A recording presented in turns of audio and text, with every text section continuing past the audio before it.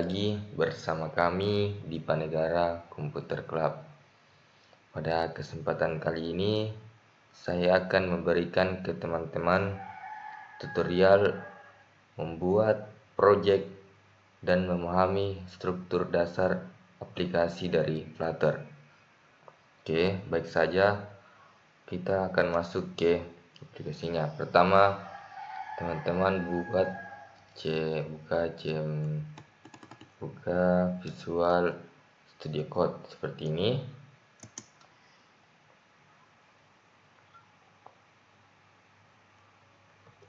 Kemudian teman-teman pergi ke F1 dan pilih Flutter New Project.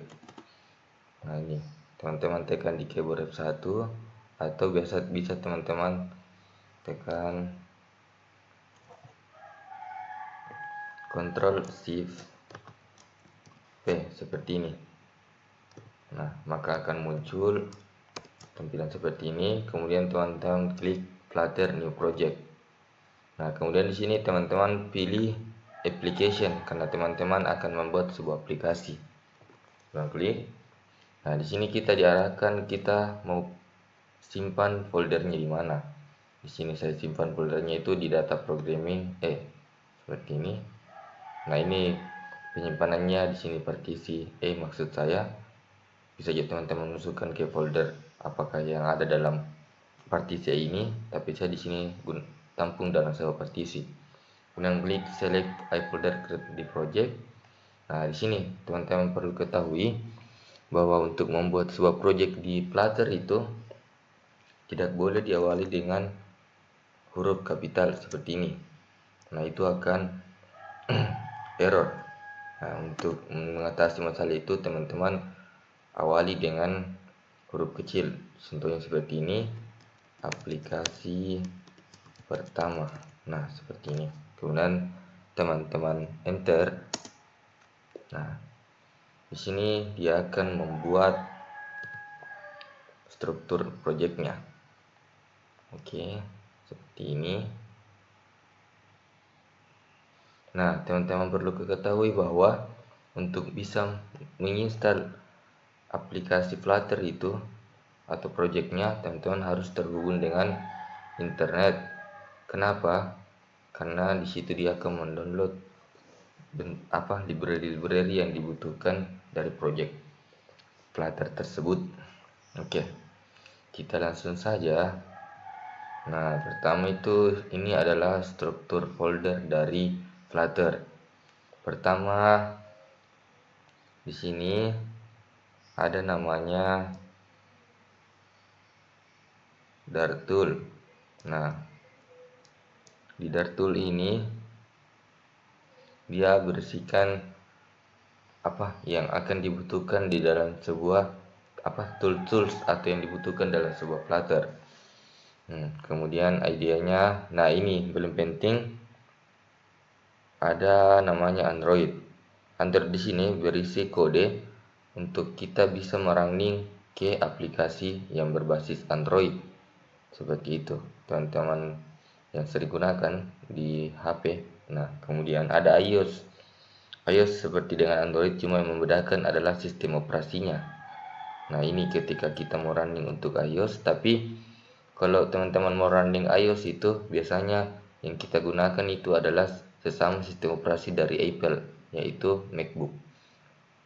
Nah, kemudian di sini lib.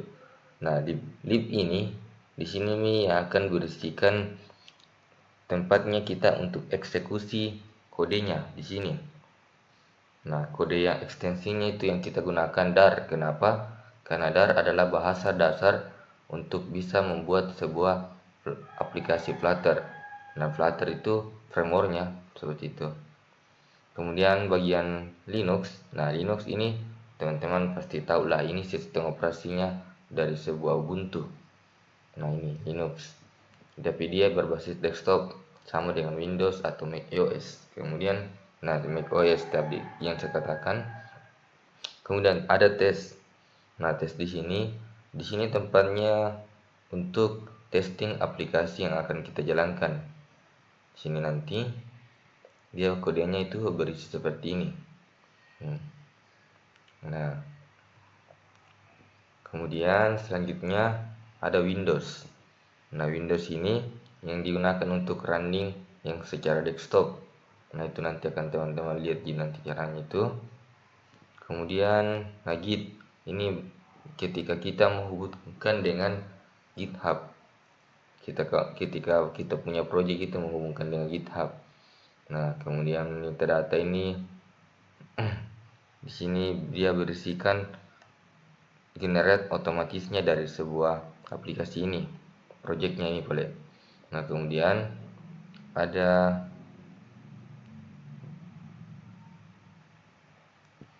analisis optimal. Nah, itu untuk menganalisis option dari YAML-nya.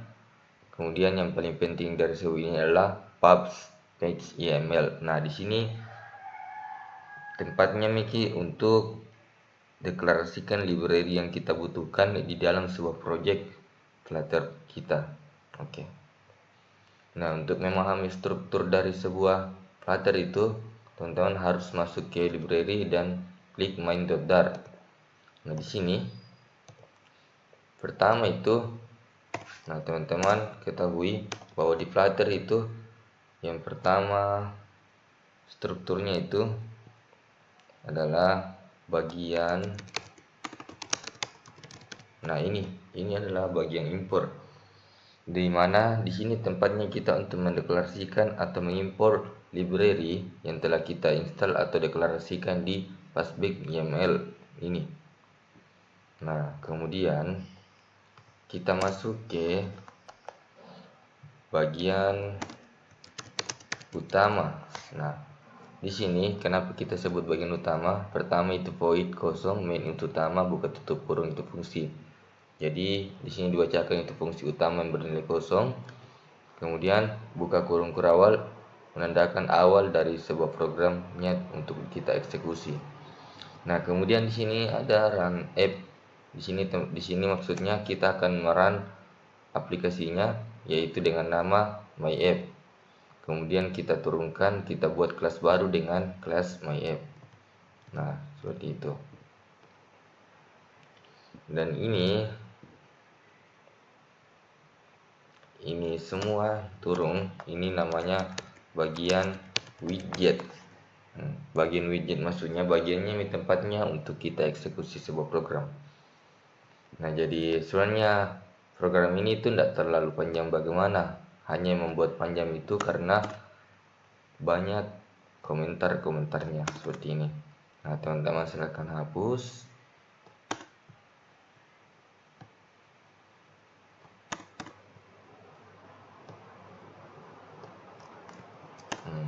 Seperti ini.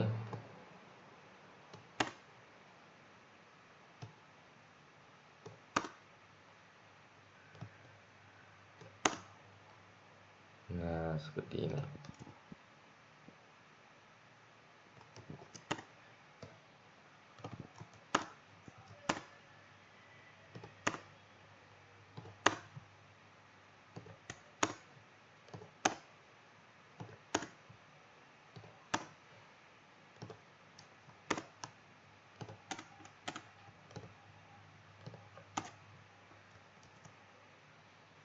Nah, jadi struktur dari sebuah Flutter itu seperti ini, teman-teman. Nah, pertama itu kita awali dengan kelas dengan nama myapp, yaitu turunan dari run app, tempatnya kita untuk merun aplikasinya. Kemudian di sini pendeklarasiannya, di sini tempatnya kita mendeklarasikan contohnya itu const myapp super key, maksudnya di sini kita buat sebuah konstanta dengan nama myapp. Nah, override itu keturunannya untuk extend, atau teman-teman itu pelajarilah nanti, object oriented programming. Kemudian return material up. Nah, ini teman-teman akan ketahui bahwa dalam aplikasi Flutter itu dibagi atas beberapa widget dasarnya, contohnya mini material app.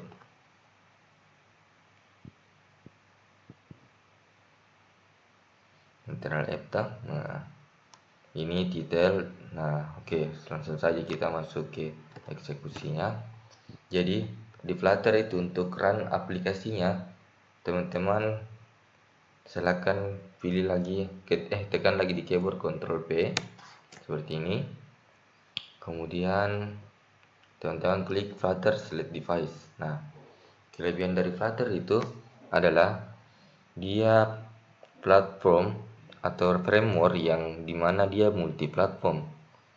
Dia bisa digunakan diakses di aplikasi yang berbasis browser seperti Chrome dan Edge maupun yang lainnya, dan dia bisa diakses melalui desktop. Nah, itu desktop yang biasa kita gunakan seperti Word, PowerPoint seperti itu. Kemudian yang tidak kalah pentingnya juga dia bisa buat aplikasi mobile. Nah, ini yang paling tujuan utamanya dari sebuah Flutter, bisa membuat aplikasi mobile. Dan mobilenya dia bisa gunakan di dua sistem operasi, yaitu iOS dan Android. Nah, cuma kali ini saya gunakan Android karena untuk run Android itu kita gunakan yang namanya Windows ataupun Linux, dan juga bisa Mac OS. Cuman kalau mau run iOS itu teman-teman butuhkan yang namanya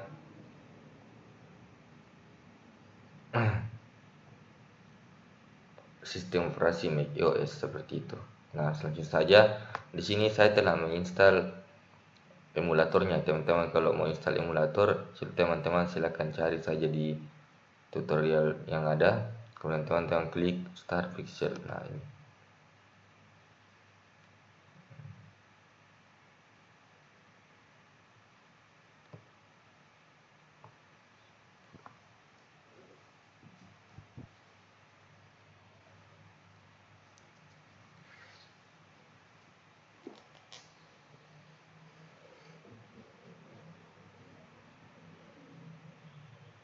Nah, silakan tunggu. Memang prosesnya agak lama karena run Android itu memang butuh proses yang lama.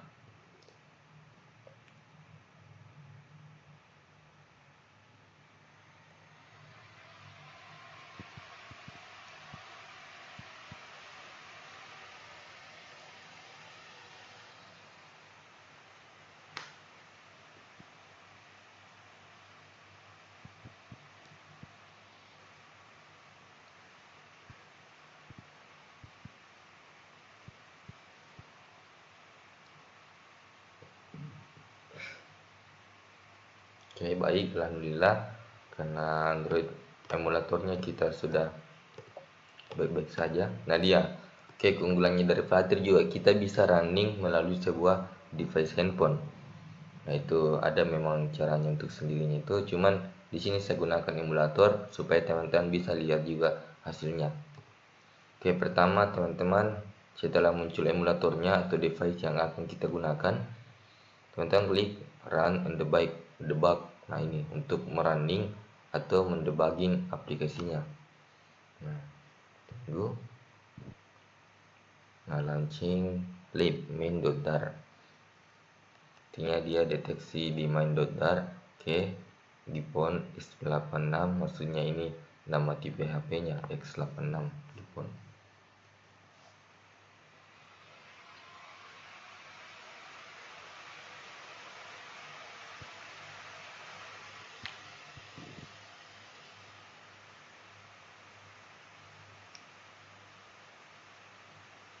Kita tunggu.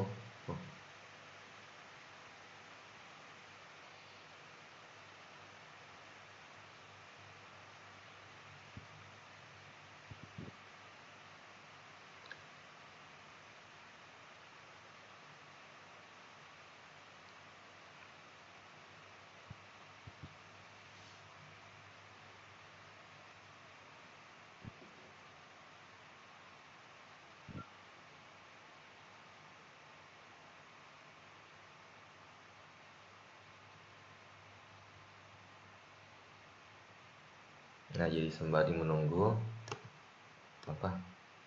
Nah, di Flutter itu ketika kita sementara merunning, dia akan memunculkan di sini ada sebuah tools. Nah, ini Di sini untuk ketika kita menghentikan untuk sementara. Nah, di sini untuk mereload ketika kita mau ulang running aplikasinya, dan di sini ketika kita mau stop aplikasinya. Nah, itu seperti itu.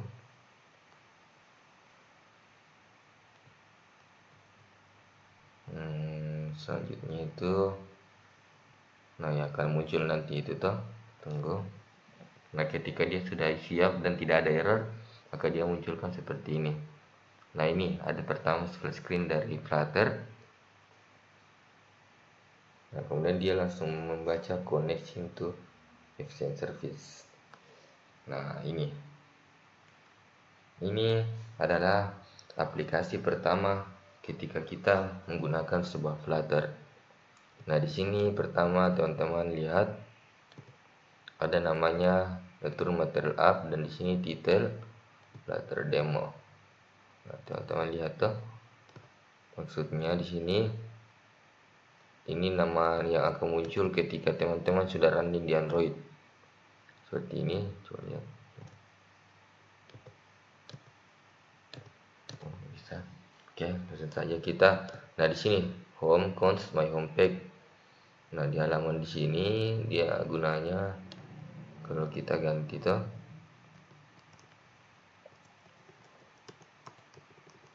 dia ada pada barisan paling pertama. Nah, kita ganti jadi aplikasi pertama seperti ini. Kemudian teman-teman langsung saja Ctrl S. Nah, itu muncul aplikasi pertama. Oke, nah di sini juga teman-teman bisa rubah warnanya. Di sini kita rubah jadi blue ocean lah, seperti ini.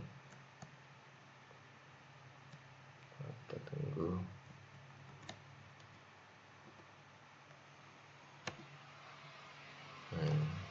Dia akan berubah warnanya.